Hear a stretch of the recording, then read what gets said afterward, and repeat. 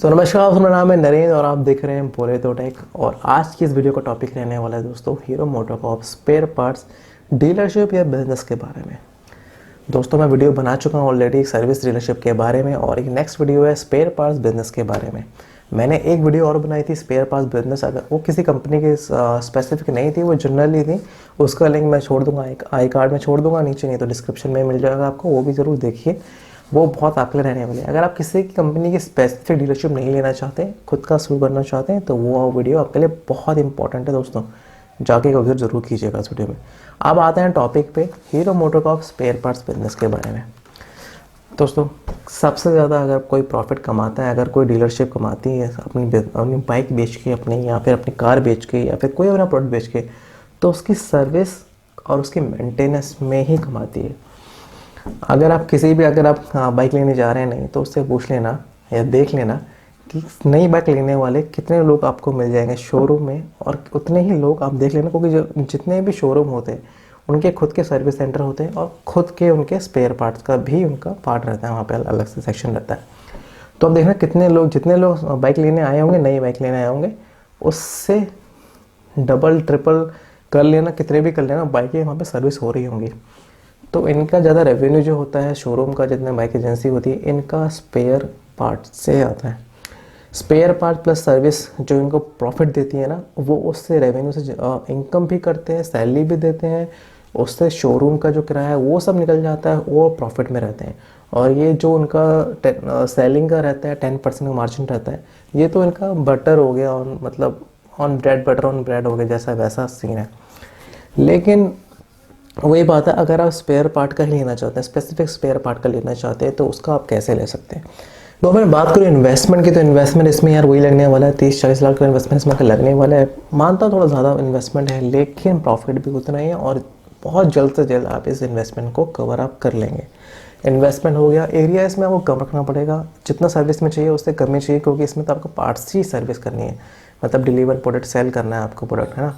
तो उसमें आपको ज़्यादा एरिया की ज़रूरत भी नहीं है। 100 गज से लेकर 250 गज की अगर आपकी शॉप है, या कोई भी एरिया है, या उससे ऊपर भी है, तो वो भी आप कर सकते हैं, ठीक है। तो एरिया हो गया, इन्वेस्टमेंट हो गया। अब बात करते हैं प्रॉफिट मार्जिन की। प्रॉफिट मार्जिन इसमें 40-50% का प्रॉफिट मार्जिन रहता है। मीन्स अगर मैं एक चीज़ सेल कर रहा हूँ 100 रुपये की, तो उसमें 40 रुपये आपको प्रॉफिट है, याद रखिए, कंपनी की तरफ से।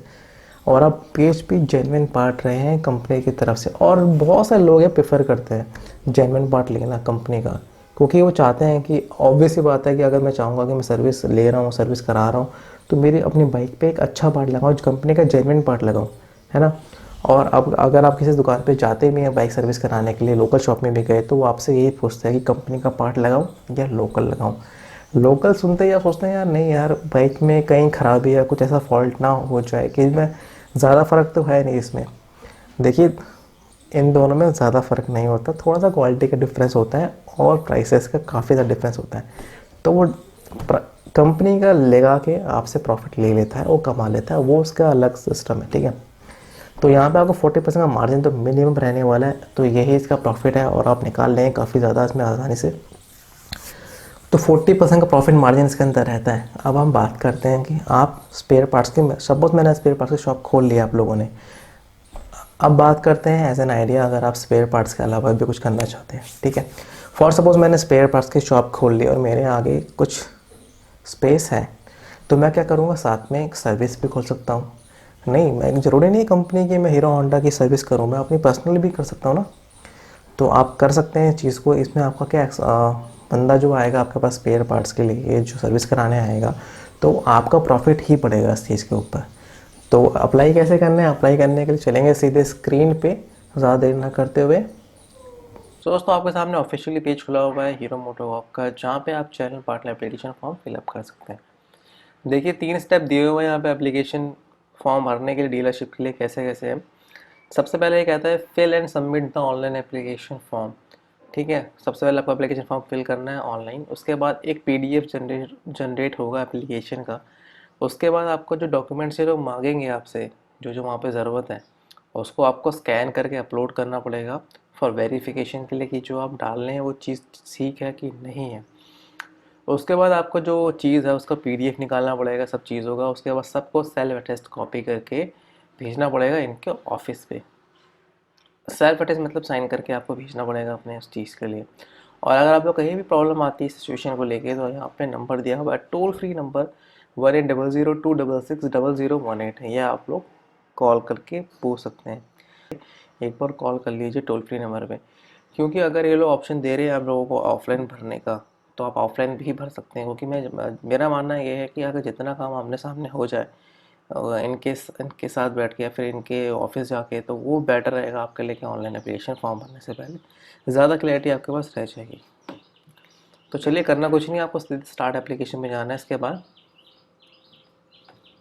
तो यहाँ पे आपको चीज़ें दिखनी शुरू हो जाएंगी। ठीक है, आप किस चीज़ के लिए अप्लाई कर रहे हैं, डीलरशिप के लिए, आफ्टर सर्विस के लिए, या पावर डीलरशिप के लिए।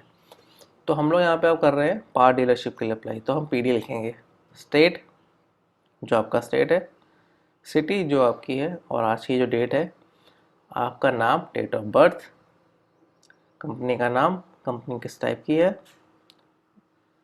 प्रोप्राइटरी है, पार्टनरशिप है, एलएलपी है, जो भी है, कॉन्टैक्ट नंबर, एड्रेस, ये जो मेन जो इंफॉर्मेशन होती है जो, ठीक है। Other information